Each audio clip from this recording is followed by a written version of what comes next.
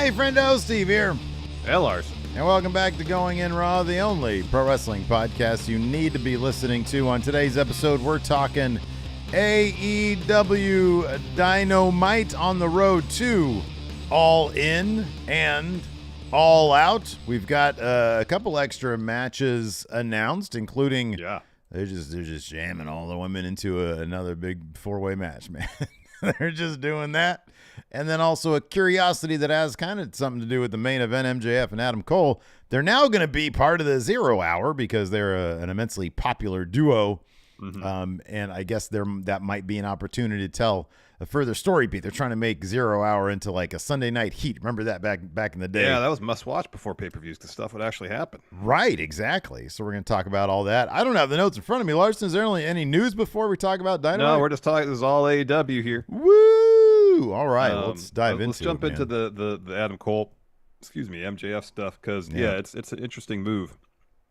So in the middle of the show, I think kicking off the second hour, they had there's a lot of long talkie bits on the show. Yeah, man.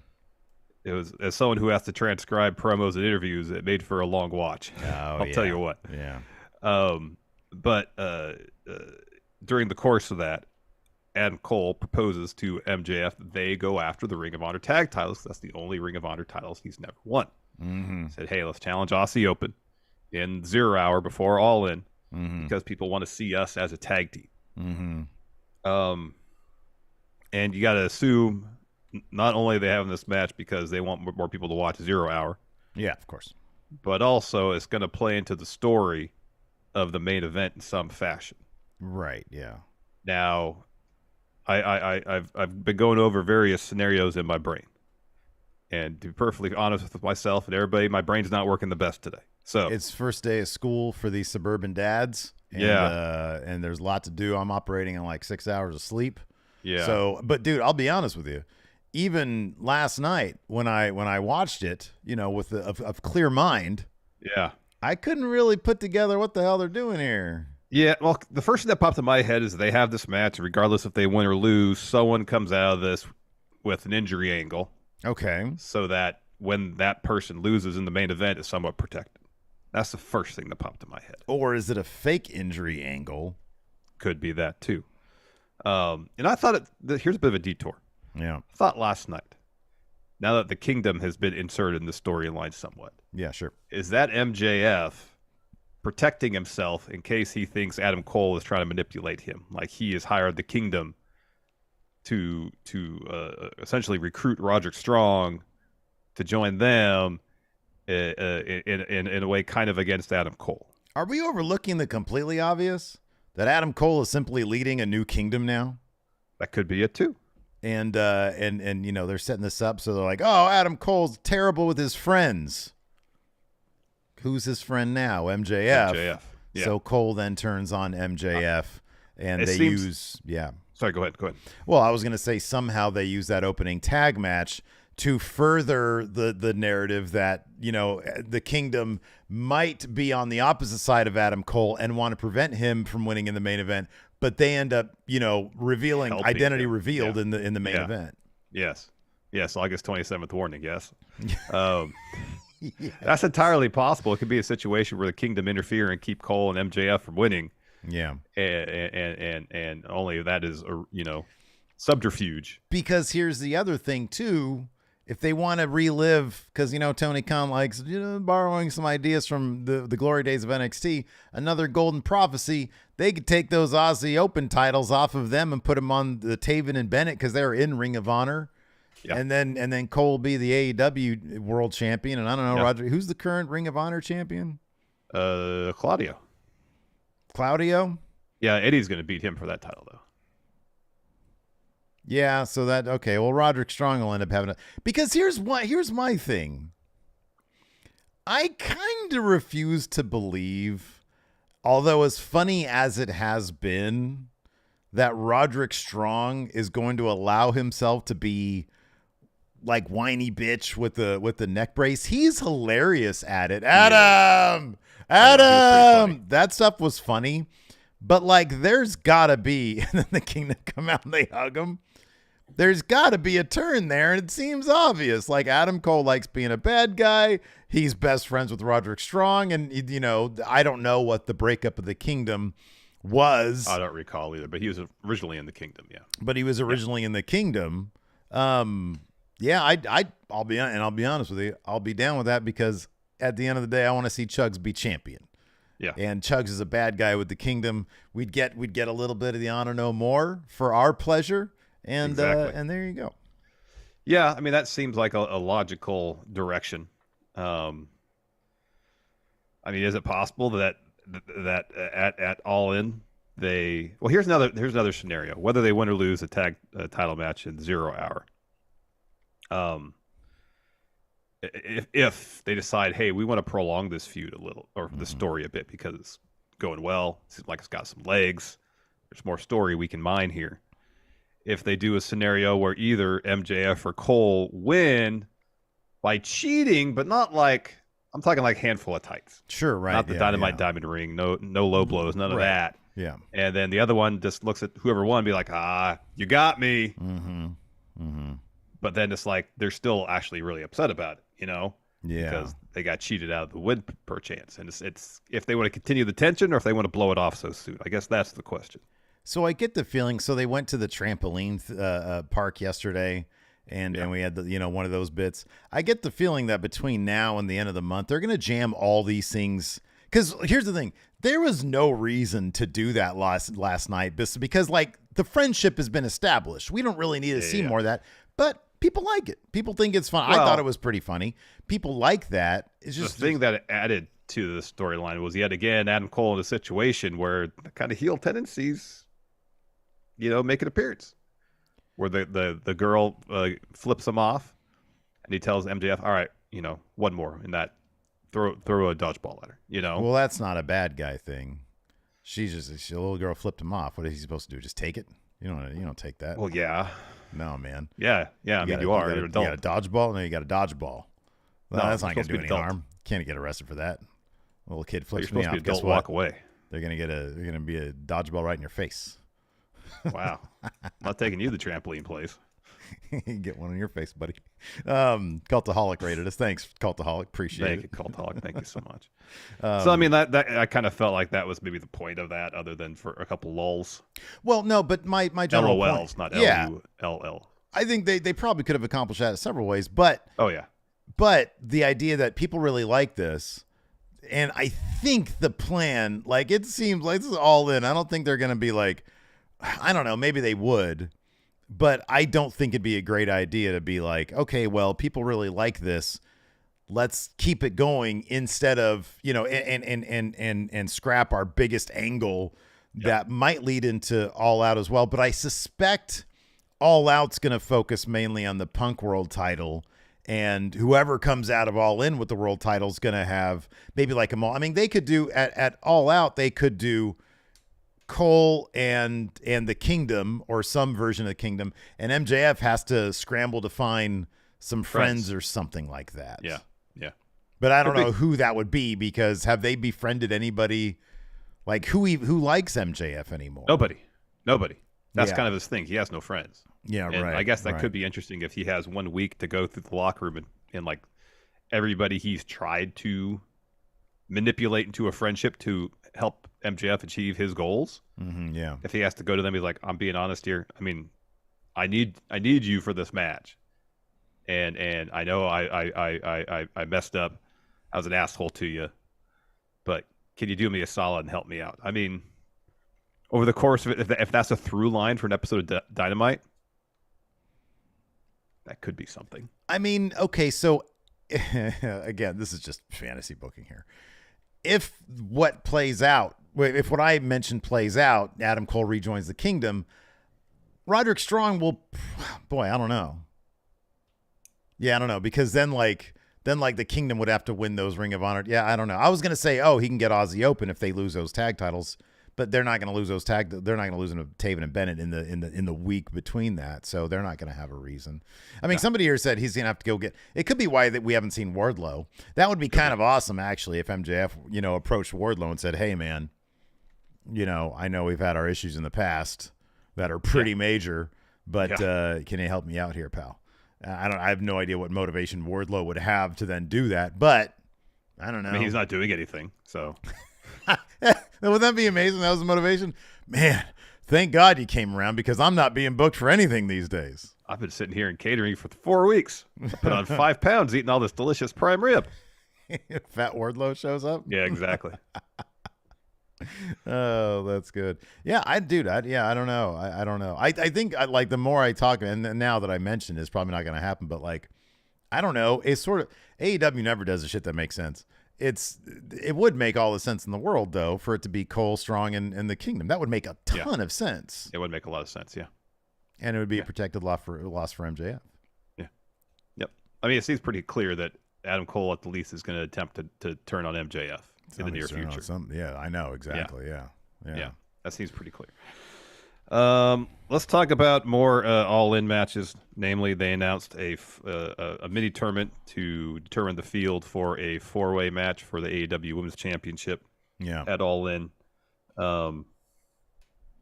Shida defended the title again in the main event against Anna Jay on Dynamite. No real story build other than Anna Jay saying, "My first match was against you, Shida," and then a while later, I faced you again. And but I'm not a rookie anymore. Yeah, that was the extent of the story. So that was supposed to be the first match of this mini tournament. Even though Shida's champion, she should probably just go right into the 4-way match. Toni Storm, former champion, cashed in her rematch clause, so she gets the bye. But I still don't really understand why, if you have a rematch clause for a 1-on-1 match, you would opt instead to cash in your rematch for a bout with 2 extra competitors in it. That would lessen your odds of winning. And, the story of this is we have a history of doing 4-way matches for the women's title.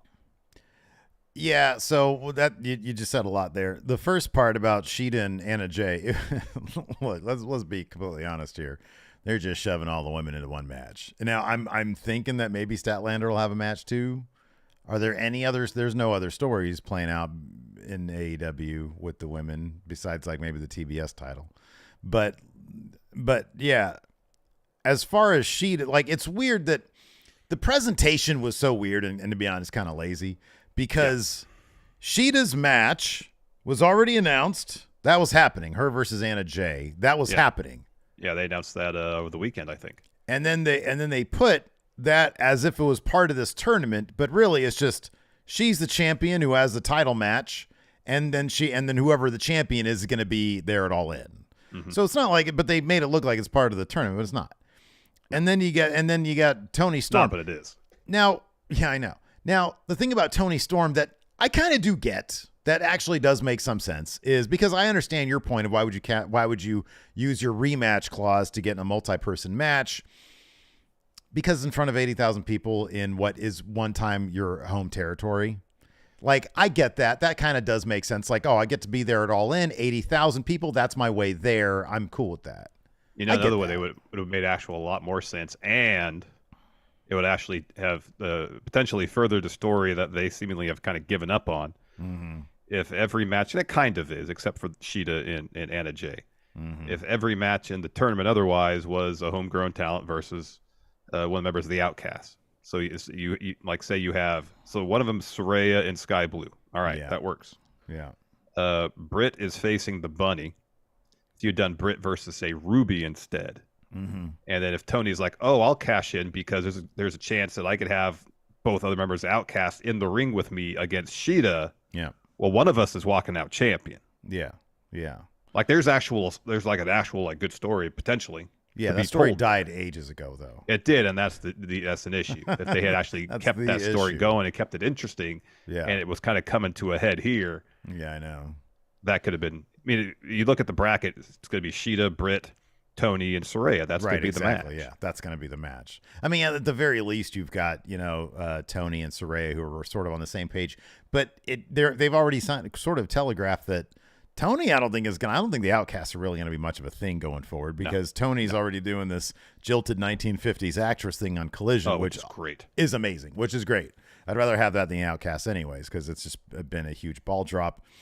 But yeah, it's just let's shove all the women into a match so that we have the women's match. You know what? I wonder if they're going to do something similar with the TBS title, because you got Mercedes, Diamante, Willow, and Statlander now all involved in the story.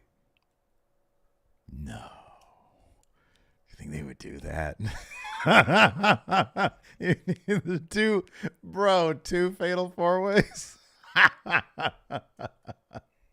Just put it out there. No, man. I think it's funny because it could be true. That's why it's hilarious, because it could totally be true. Because what are they gonna do? Like, it's Statlander versus I don't know. That's funny, because it's not gonna be Statlander versus Diamante at Wembley. That's not gonna be a thing. No. But you put, I guess, Mercedes and Willow in there. Maybe that works. I don't know, man. I don't know either. Let's talk about Rob Van Dam. But it was the main event last night, Larson. It was the main event. They gave it all the main 10 event. Minutes, I know. You can't say anything now because it was the main event. Oh, I could say lots. Lots. Let's talk about Rob Van Dam. He challenged Jack Perry for the FTW championship. Dude's 52. Doesn't move quite exactly like he did 25 years ago, but darn it, he still put on a heck of a match with Jack Perry. I love RVD. I really do. I think he's great. I thought there were some really cool moments there, some really cool spots. Good to see him in the ring. It's not like, I got nothing but good things to say about that. Here's my one thing. I tweeted this out last night. I'm definitely coming around to Jack Perry as a bad guy. I think that in another month or two he'll have these promos down, like sort of the right mix of like, I'm an asshole but also kind of a funny douchebag kind of thing, Mm-hmm. And that's always you can get a lot of entertainment out of anything with that. He was wearing Jerry Lynn's tights last night. Inspired pants, yeah. I don't know how much it would cost. He already spent Elton John money, right? Mm-hmm. And RVD would probably have a big problem with this because he's still active. But have Jack Perry steal Pantera's walk. What was Jerry Lynn's theme in ECW? I don't know. I don't remember either. I'm assuming it was something that was licensable, but that he didn't license that was, in theory, it was licensed music, yes. Jerry Lynn. You know, it'd be rad. Like one of the most underrated themes was Deep Purple's Perfect Strangers. It was Shane Douglas's theme. Wow. Like everywhere he went. And I don't know, like, you know what I mean? I was a big Shane Douglas fan back in the day. Yeah, you love the franchise, yeah. I remember hearing this thing. I'm like, what is this? So I looked it up on LimeWire, and I was like, oh, it's Wait. LimeWire? Is that still a thing? No, back 20 years ago. Oh, gotcha. When I was first exposed to the franchise. Fair enough. Sorry. 25 years ago. My God damn it, pal. He should take that one. Hold on a second. Jerry Lynn theme song ECW. Let's find out. Let's see if anybody knows. Scapegoat by Fear Factory. Yeah, Vash just said that. I'm not familiar with that song. I don't know what that is. But then Jorge says Jerry Lynn had Trust by Megadeth. Hello, me. It's me again. It's a different song, but wasn't that a Mustaine solo one? Hello, Sweating Bullets. Was that Mustaine? No, or that's Megadeth. Is it? Okay. Yeah. Hello, me. It's me again. Yeah. Sweating Bullets. Sweating Bullets. Yeah. He should use Sweating Bullets. It'd be rad. That'd be something else. This thematic too. Hello, me. It's me again. Because he's like a dual. Exactly. I mean, he already kind of buried himself in the desert. So. Oh shit, hello, that's great. I love it. Yeah. Before we get to the breakdown of the show, I guess we could talk about this. It's a good segue. I think. Jericho Appreciation Society apparently is no more. Had the mandatory meeting to open the show. Every member of the Jericho Appreciation Society walked out on Jericho. But Sammy was a little more ambiguous in terms of how he left Jericho. Essentially, it was like, I'm out for now, but if you change your mind, if you change your path, if you don't join the Callis family, give me a call. And then after that, Jericho has an interview. Callis walks up and Jericho says, I made my mind. We can announce it next week. Mm-hmm. So Chris Jericho's not joining the Callis family. Mm-hmm. He's probably going to be upset with Don, I would imagine. He'll blame Don for losing the JAS. Mm-hmm. And if the rumored Jericho Ospreay match is going to happen at All In, then Callis can get on the phone to Will and be like, take Jericho out. Yeah, that could be. That could be. And it also sets up Jericho to take a loss to Ospreay, a protected loss to Ospreay. Yeah, no, that could be the case. I thought the Jericho stuff was like whatever. It was too long. It was way too long. But I get like wanting to Hager's bit about I used to like a hat and but now I don't appreciate you. I don't know. It's silly. But I'm glad Garcia was really good. I like Garcia. Garcia was good. Menard was really good. Menard was really good. Yeah. Sammy was good at the end. Everybody was fine. Yeah. But yeah, this is the kind of thing. I don't know. I guess it's a big deal. They've been together for like a year and a half now. Yeah, something like that. I guess Sammy was wearing his Inner Circle vest too. Yeah, he was. To prove that he was a loyal man. I guess so. I mean, the primary issue wasn't so much that it was long. It was that for the most part, everybody kind of said the same thing in their own way. Yeah. Right. Yeah. And there was a lot of generalities in terms of, oh, you're not a good guy, Chris Jericho, but not a lot of specifics. Mm-hmm, sure, yeah. And if there was a lot more specifics, each member had a specific reason. Yeah. Why they made the decision to leave. Yeah. As opposed to, well, you're just talking to Don Callis now. Like everybody pretty much said, we've given you everything we have, and what have you given us? Yeah, but then there was even acknowledgments that he had done a lot for them. Yeah. Like Anna Jay was like, cases, sure, you've done a lot for me, but, and it's like, no, it stops there. Like, I'm firmly pro Jericho when it comes to this situation. Everybody needs to fuck off, go do your thing, go take the clout that you got from Jericho and go do something good with it, as opposed to whining about him wanting to move on. You're all adults. Boy, I need to change this banner up here. I got this shit's outdated as heck. My goodness. Yeah. Got Tony Storm and Oscar over here. Look at me disrespecting the women's division like I'm Tony Khan. Anyway, So yeah. Wow. It was wow indeed. Yeah. It was what it was, but the entire episode Jericho was just looking pensive and introspective and forlorn. Yeah. Yeah. But it's like, these people, they joined a group called the Jericho Appreciation Society. What are they expecting? Right, exactly. I know. You join this to honor, to appreciate, to look up to. Right, Put on a pedestal one Chris Jericho. Mm-hmm. And, whatever you got in return, that's kind of gravy in terms of your membership to the group, because it was always set up to be a one-way transactional deal. Now, this is a good point from Terrence here in our YouTube chat. It says Anna Jay getting the main event and a free title shot, but she's complaining. Like, what more do you got? Like, and that's okay. So that's the reason why it's kind of asinine. The whole concept of this, oh, we're mad at him, is because he can dismantle their arguments one by one with one thing. Everybody here is in a better position now than you were before this. Yep. So please go and fuck off and leave me be. I want to hang out with my buddy Don Callis from, God damn it, 25 years ago. Speaking of which, W.S. Fletcher here, re-upping the membership. Guess how many months?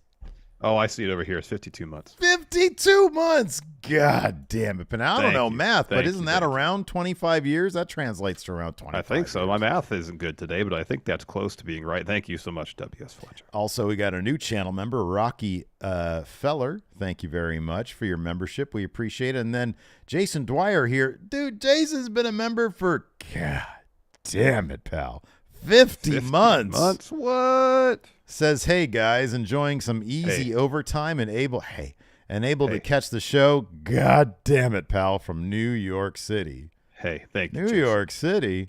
New York City. Just wanted to point out as well, we have some new, not just these channel members, but a couple of new patrons as well. Victor Martinez, Elizabeth Williams, Ozzy Dragoon, Daimyo, and Phase 4. I want to say thank you so much for your Patreon, for your memberships. Y'all got access to tomorrow bonus episode Overrun. We do that live for the friendos. The Big Predictions Challenge, which we have a big update on for the G1, which we'll talk about here in just a moment. And then you also got access to our questions threads for all the episodes, plus our bonus our Ask Stephen Larson episode on Wednesdays. And it really helps support the old Friendo Club here. really later does. on today on the Friendo Club YouTube channel, we have a separate channel where we do shorter stuff. A lot of people asking, "Oh, we ain't doing Dark Side reviews again." Well, we're doing the finale. We reviewed the Marty Jannetty episode. That's going up later on today, so you can get our thoughts as soon as on we're that. done here. Yep. Right. I didn't watch a lot of the episodes this season. I watched the Bash of the Beach one. That's the only other one I could really speak on. Oh, yeah. I watched all much. I've seen them all. I mean, the Matt Bourne one, it was just like, he got drunk a lot and he beat up people. But then I didn't watch. I watched like the first, 15 minutes of that, and I was like, okay, so he just loved his alcohol, I guess. But anyways, we have a big update here. Yeah. Before we get to the update, if you could, please, you're watching live VOD on the YouTube. If you could, give this video a thumbs up. Here it does great things for videos when they get a lot of those thumbs up, those likes. All right, sorry to interrupt. We could talk G1 now. We got 2 shows left. Yeah. Two left. Right now, Maz 57 has a 1-point lead over somebody named Ann Larson. Oh, hell. And then Nick Kyle and Tony Mercer are tied for 3rd currently. Okay. All right. So I know Cody has been running some math. Yeah, right. And there's a path for victory for old Larson. Mm-hmm, yeah. And hopefully that comes to fruition. Wow. I mean, I'm hoping. I don't care what you're hoping or not. Right, yeah. I'm hoping. Yeah. I'm definitely not. I don't want to hear it. But then I kind of am. I don't know. I don't like when you lose, but I also don't like really when you win, I mean, would you be content if I finished 2nd? Because it's really close to winning, but not winning. I know, Still but then I'll be kind of heartbroken for you. Oh, shucks. Yeah, I know. I want you to do good, but then I kind of don't. So I don't know. It's a complex relationship we have. Over it truly is. 25 years, God. I know. It's like when Steve wins. Oh, that's cool. He won, but God damn it, I wanted to win. God damn it. So I don't remember what the next show is. It might be tomorrow, the day after tomorrow. Mm-hmm. Today the 10th. Yes, it is. It's supposed to culminate the 12th or 13th or something like that. But again, which in their time zone would be like this morning or something like some weird shit like that. I don't remember. It's already exactly. the 11th, I think, over there. If Cody's in chat here, I'm sure he'll let us know. Mm. And thanks to Cody, he put together the whole Saturday and Sunday. Thank you, Cody. Are the final 2 shows. He put together the whole form for all the picks for everybody to get their predictions in. He is our Google Forms wizard. Oh, for sure. Predictions as they exist right now, I don't think we could do without Cody. No. In fact, I'm pretty sure. I'm like 99.999% sure we couldn't do without Cody. So thank you so much, Cody, for helping us navigate the complicated world of Google Forms and help us with calculations and such. Thank you, Cody. Thank you so much, Cody. You're the best. Yes. Anyways, AEW Dynamite started with the Jericho Appreciation Society mandatory meeting. We're not going to read like everything, but I'll read Menard because I really love his. Jericho starts. Yeah, Jericho starts. So Jericho's in the ring. He says, "Good one, guys. Coming to the ring without me and not even tell me. But I understand there's some unrest, which is why I wanted to come to the ring, not as Chris Jericho, the rock star, or the demo god, as your friend. I know we've had a lot of problems, and and then he's interrupted by Daniel Garcia. He's like, Chris, would you please stop talking for 1 second and listen to us? I thought I was ready to stand here and have a civil conversation with you until I saw you for the first time since last week after getting hit in the head with the baseball bat. You took advantage and pinned me. Chris, I wanted you to know that I sacrificed so much for you. I changed who I am, the fabric of my very human being for you. I turned my back on my friends. I turned my back on my hero for you. I chose you every single time. So I want to get why you never choose us. Chris, because you're not choosing me, I can't do this anymore." And then he drops the mic and he dances in his face. Then he sort of does a weird face he waves Jericho thing. Off. Yeah. He waves him off. Yeah. Yeah. So he's the first one. He leaves. He takes off. Yeah. And then Hager kind of gives a bit of confusing promo about how they've known each other a long time, made a lot of money together. It's okay if they cut ties because they both have a lot of options, but everybody knows that I like my hat, but I don't appreciate you anymore, Chris. And so he hands the mic to Parker. He leaves. Mm-hmm. So the Jericho is like, all right, this is getting out of control. Let's all agree that your career is in a better place since you joined me. Yeah, I mean, that should be the end of it. That's what I was saying earlier. That should be the end of it. He says, Anna, Ty, I'm so proud of all the things you've done. Anna, you got a title match tonight. You could be AEW Women's Champion. And so he says, Ty, you're a larger star now than you were before you joined, or you're a larger star now than you would have been had you not joined me. I'm very proud of that fact. And Ty says, honestly, I used to be proud to be in a group with you, Chris, but not anymore. Right now, I feel sick, and I ain't talking about the baby. It seems like you cannot make a decision, so I will. I'll go have this baby, then I'll come back next year, become a champ without your damn help because I quit. And Anna Jay says, you know what, Chris, maybe you have helped us a little bit. So she starts on the premise that, yes, Jericho has helped them. But you've helped yourself out more than any one of us here. Tonight is about me. I am being selfish, and I learned from the best. Tonight is about winning the women's title, and it's not about appreciating you. So she drops the mic, and she leaves with Ty Mello. After that, it's Cool Hand Ange Parker. And like he says to Jericho, you haven't given me anything. I'm like, dude, he literally gave you your comb.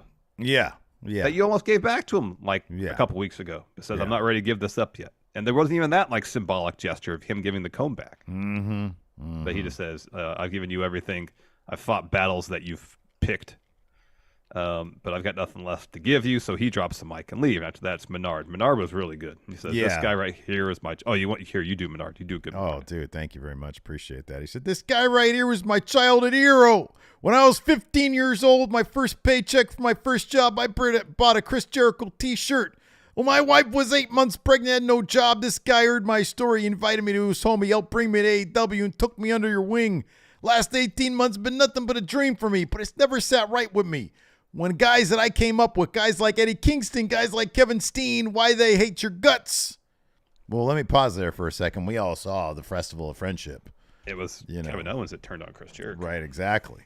He says, now I'm starting to understand why. And then he puts the mic down and he walks out. And then Sammy does his bit.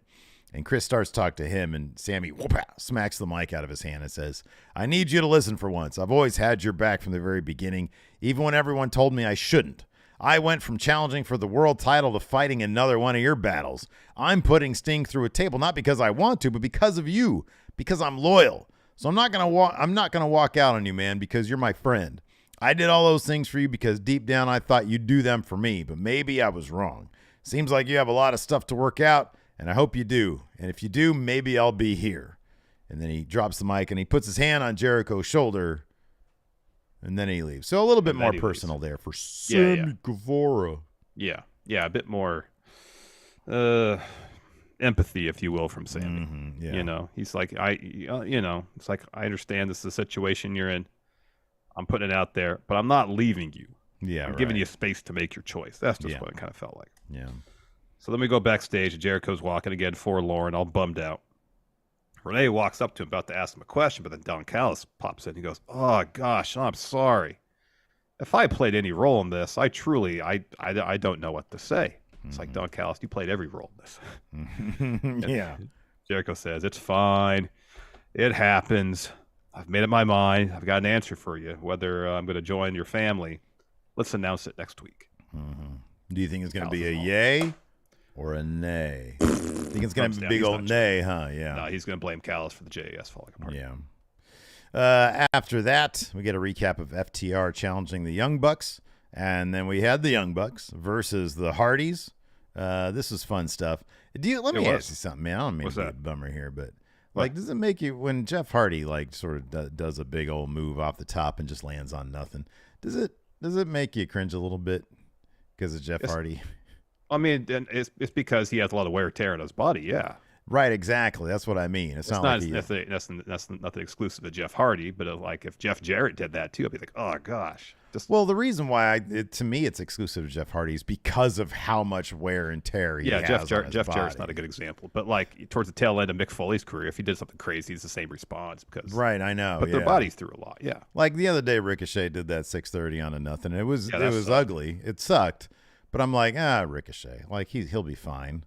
But like Jeff Hardy's been through so much, both like in and out of. Like, dude, you remember like what was it? It was on SmackDown ages ago when he took like a no. You and I were watching. What were we? We were watching something. I think it was like a TNA thing. I think, and he did when like he fell off the cage like head first on the steps because they needed to write him off or something like that. Yeah, right. Yeah, that was fucked up. I know exactly.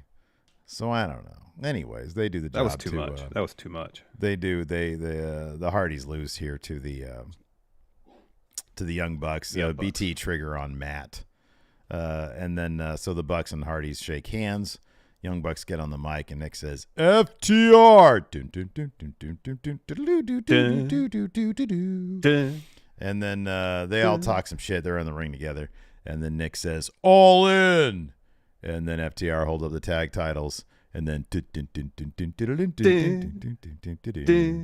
yeah. Then we get commentary announcing this kind of mini tournament to determine the field for the Fatal 4-Way at All In. As mentioned before, Toni Storm gets by. She's in. Then Shida and Anna Jay's match in the main event. It's a tournament match, even though it's for the title. Saraya versus Sky Blue. Britt versus the Bunny. Winners of all those matches advance to All In. After that, we get Adam Cole invited MJF out for a night of fun. And it turns out it's at a trampoline park. Yeah, MJF was hoping for some debauchery. Yeah. Shenanigans and orgy, I think, is what he was looking for. Have you ever been to a trampoline park, Steve? I have, because I have children, and there's always somebody always has a party at a trampoline park. Yeah. That's where he broke. That's where he tried to break. So like when Lacey became pregnant with Bama, it was at somebody. Maybe we had Bama's birthday at a trampoline park. Somebody kid, and we were trying to tell my oldest stepkid that she's gonna have a new sister. And like as soon as we started to tell her, she knew where it was going. She just walked away.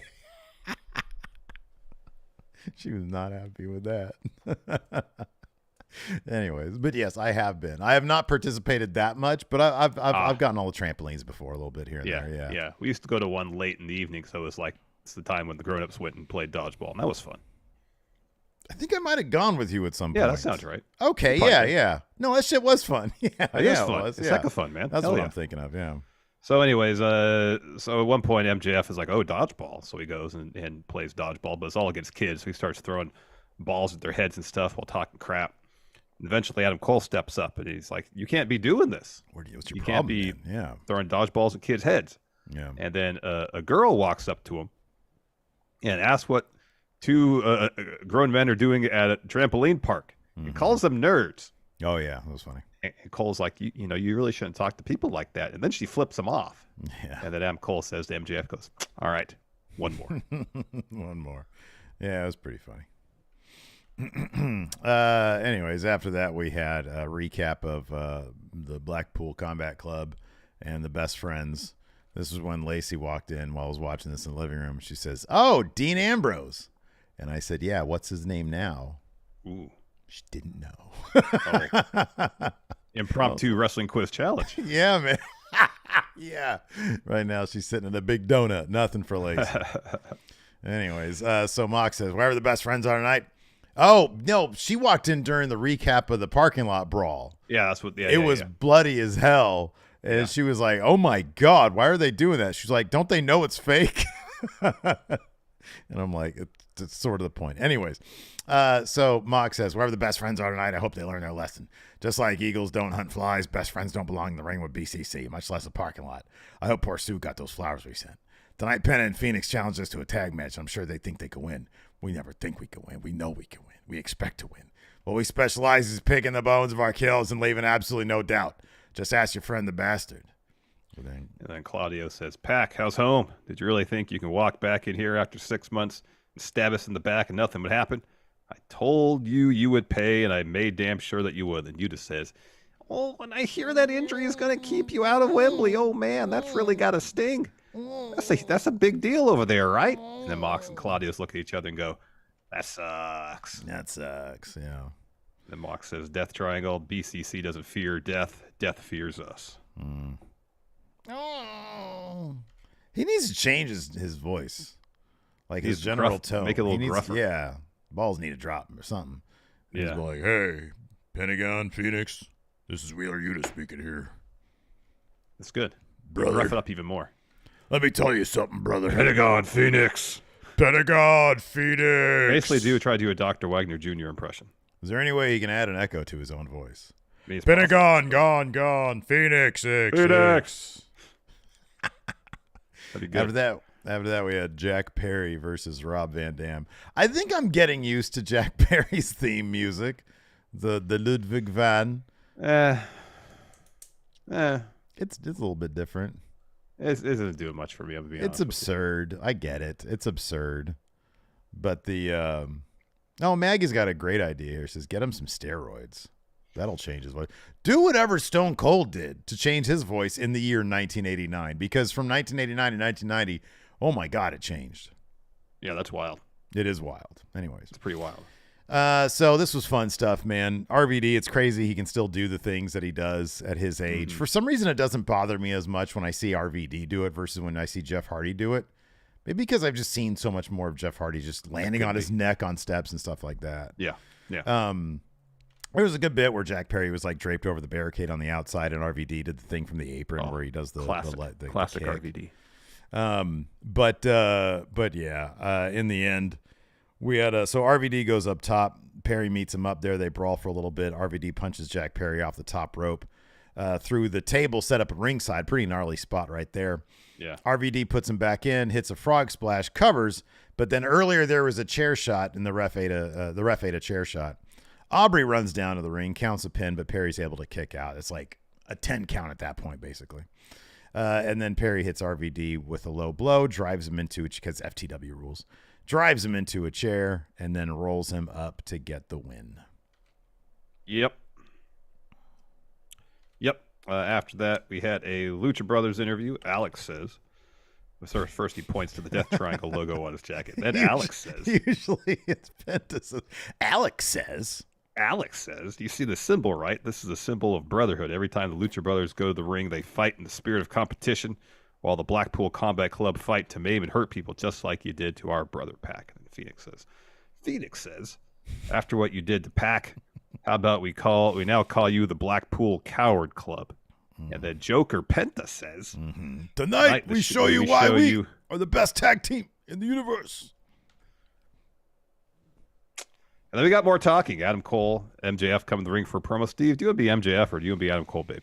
I want to do the Hogan cocaine line, so I'll be MJF. God, this is so long. Is there any way we can... Oh, my God, this is so long.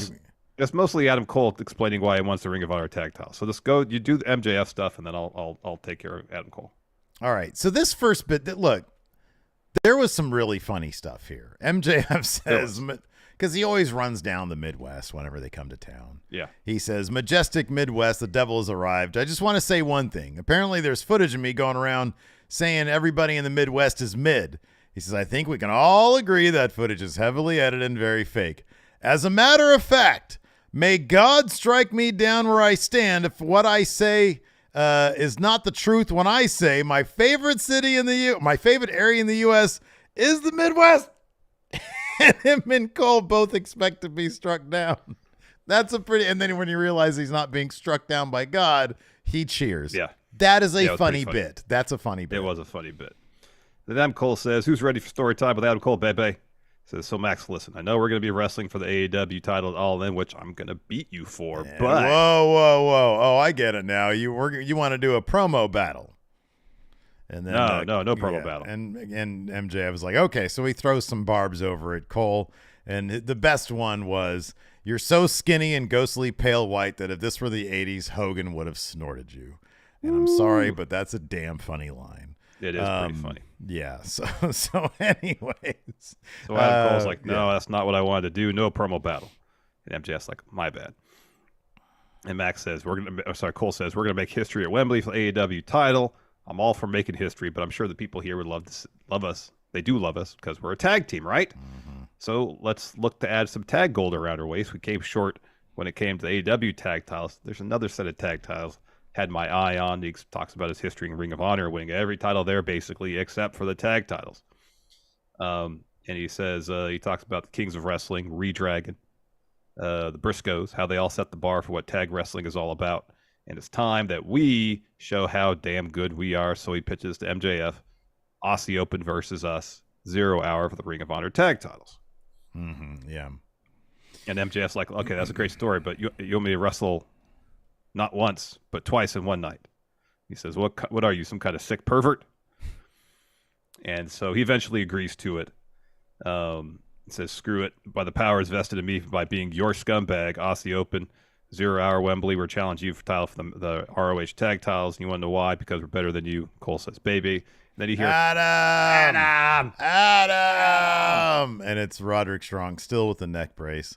I can't believe you actually want to win the Ring of Honor tag titles with him, but not with a Ring of Honor legend and your actual real best friend, me. And Cole is just cringing, and MJF says, hold on, Roddy the Simp Strong.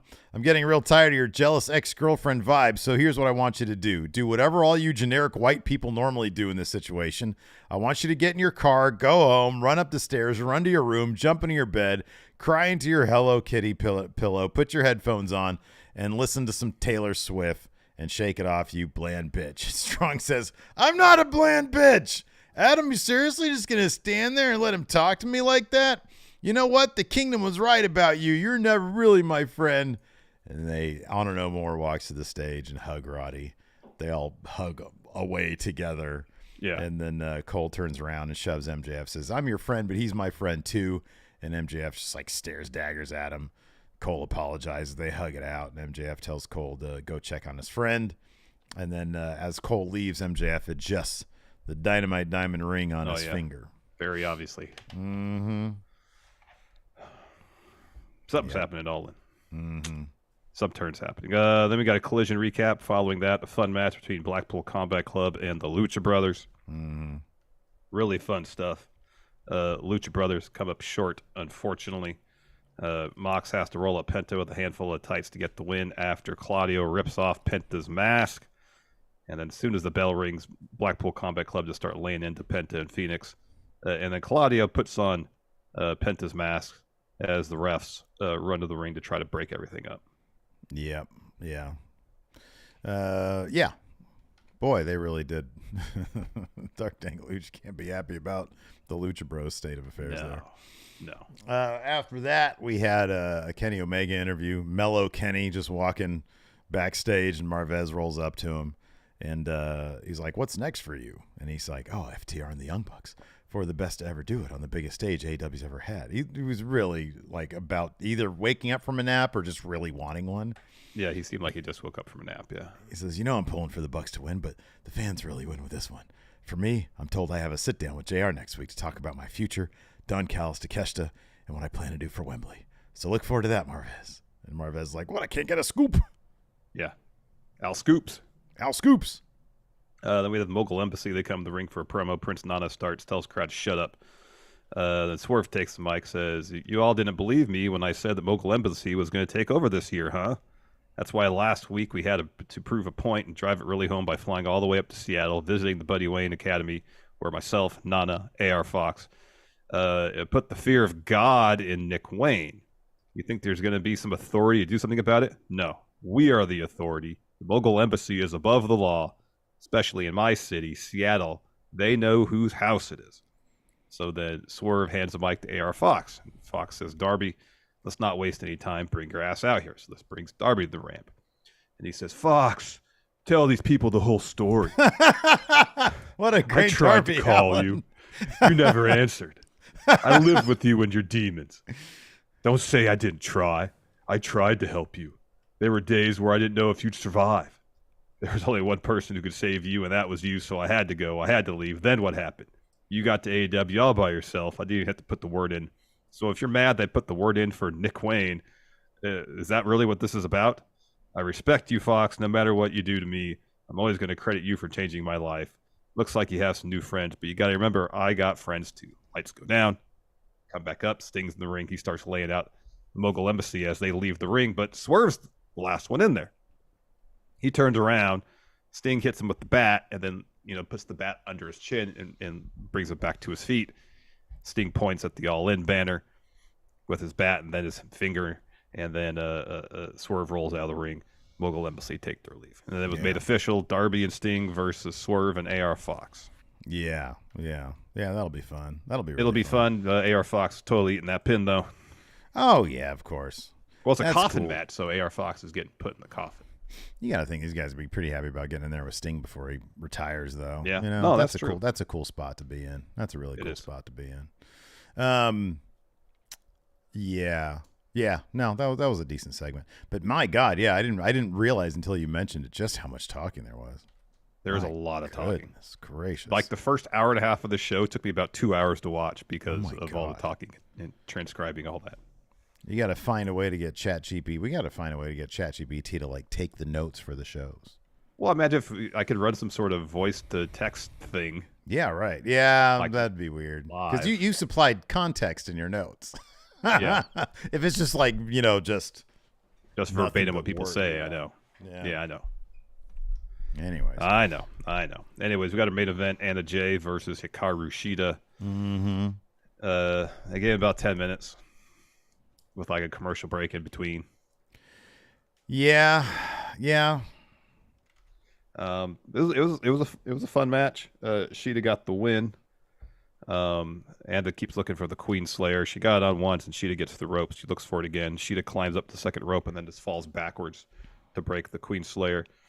She hits a Falcon Arrow, and then hits that spinning running knee thing that she's used for a finish in the past to get the win. What was that weird thing at the end with Parker running up to, like during the pin? He ran up there and he was like trying to like I guess the idea was like he was trying to like save her from getting pinned, but couldn't do it in time or something. Oh, okay, all right, that was weird. It felt like he maybe got in there a little too early.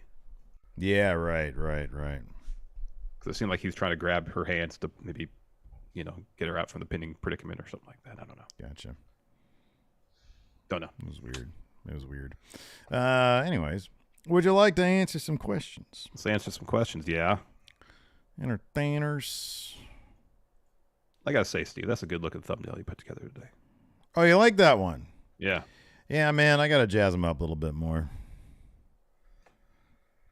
Take some pride in my craft. Dog Authority figure here says, do you ever see Penta or Phoenix winning the top title in AEW? I used to think it would happen, but now I'm feeling doubtful. I used to have the same thoughts when AEW first started. I was like, oh, Penta's going to be world champion someday. Yeah, but then there was like a deluge, if you will, of ex-WWE talent who came, and it became obvious that was never going to happen. Yeah, I don't. The top title, definitely not. I mean, I think it's possible, although unlikely at this point, that one of them could win an international title or a TNT title at some point. Yeah. When all is said and done, but even that I don't really see as being likely. Tony Khan obviously pushes certain people. And he has the Lucha Brothers are depth guys for AEW. They're like top guys for AAA, but they're depth guys for AEW. Yeah, it's weird. Well, I mean, I guess Penta did just lose to QT Marshall at Triple Mania. No, I know, but like the AAA also, they can slot him into any main event situation. They're past being main eventers. You know what I mean? I know. You know what I mean. Like they're gonna have the Blue Demon Jr. run and the Dr. Wagner Jr. run when they're 10 years, 15 years from now. They're gonna get those huge spots. Let's see here. Roy here says, assuming the all the BCC Death Triangle best friend stuff leads to a match at All In or All Out, what triple threat combo would you like to see for the international title? So if it's like Best Friends, Death Triangle, and BCC, and Best Friends have Orange Cassidy put up the international title. Oh, I want to see him against Zack Sabre Jr. That was teased at Forbidden Door. Give us that at All In. Yeah. I think Roy's thing is, if it involves somebody... Oh, it's probably Moxon. One person from Blackpool Combat Club and one person from Gotcha. Death Triangle. If it's a triple threat. Orange, Mox, and I guess Penta. Yeah, that'd be cool. I don't think... You're right, though. I don't think that's going to be the thing. No. It's either going to be Orange versus Mox or Orange versus Zack Sabre Jr. I was just trying to get in the spirit of Roy's question here. Sure, yeah. Yeah. Blake Whitehouse here says, how should Kyle O'Reilly factor into the Adam Cole MJF story? So we haven't heard anything about Kyle O'Reilly getting close to being cleared following neck surgery, I believe. Mm-hmm. Yeah. I mean, obviously he should side with Adam Cole. Yeah, of course. Yeah. Dark Dank Lucha says, wow, Steve, that hurts. Lucha depth, guys. Tell me when I'm telling lies. That's not Steve's opinion of the Lucha Brothers, though. That's his assessment of how Tony Khan books them. Right, exactly. Yeah, you look, Steve's not calling him from his assessment depth guys. I don't think they're depth guys. Not at all. Or I'm sorry. I don't think they should be treated as such. Yes. Forbes says, with the Bucks having FTR and Kenny talking about his plans next week, what do you think the plans are for Hangman at All In? He's going to win the Battle Royal at All In. Yeah, probably. Yeah. Because you got to assume Kenny's going to take on Takeshita. Yeah, right. Yeah, I don't know where that leaves Hangman. Mm-hmm. I don't know. It'd be weird if he wasn't on the card. I mean, it would be, but Hangman's basically an AEW depth guy right now. Alex Foster says, I don't recall you guys mentioning Cody using steel steps against Brock in their match. What was that moment? Does Cody exist above the rules? I made a deal of it during the live stream when we watched the actual show, our watch along. Yeah. I didn't think it was that big of a deal because, like, I don't know. If you're looking at it from, like, the ref's point of view, it's like, what is he going to do? DQ the rubber match? That's silly. Yeah. So just let it go. No. By the book. No way. Screw the book. By the book, Steve. Luis has Dark Side of the Ring question. Now that's over. What do you think about it? What topics would you like to see in the next 8-episode season? Ooh, wait. Hold on.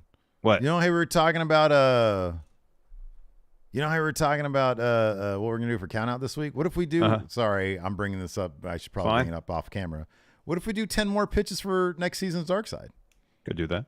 I mean, it's sort of topical now because the freaking thing just happened. The season's over, yeah.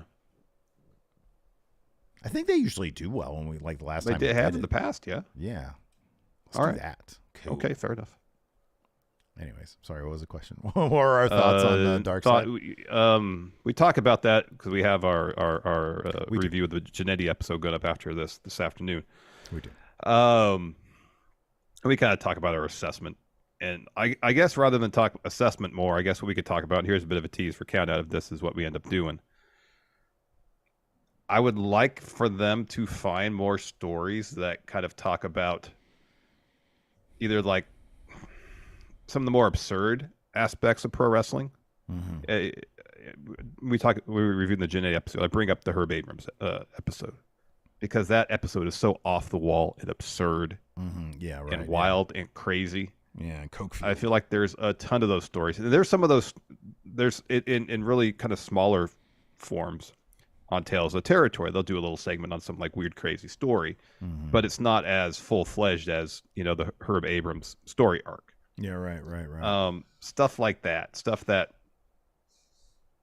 there's some details that maybe there's some stories that we may be familiar with, but they can get into, kind of like with the Montreal Screwjob, where it's like you have Jim Cornette talk about him being the one that proposed the idea of screwing Brett out of the title.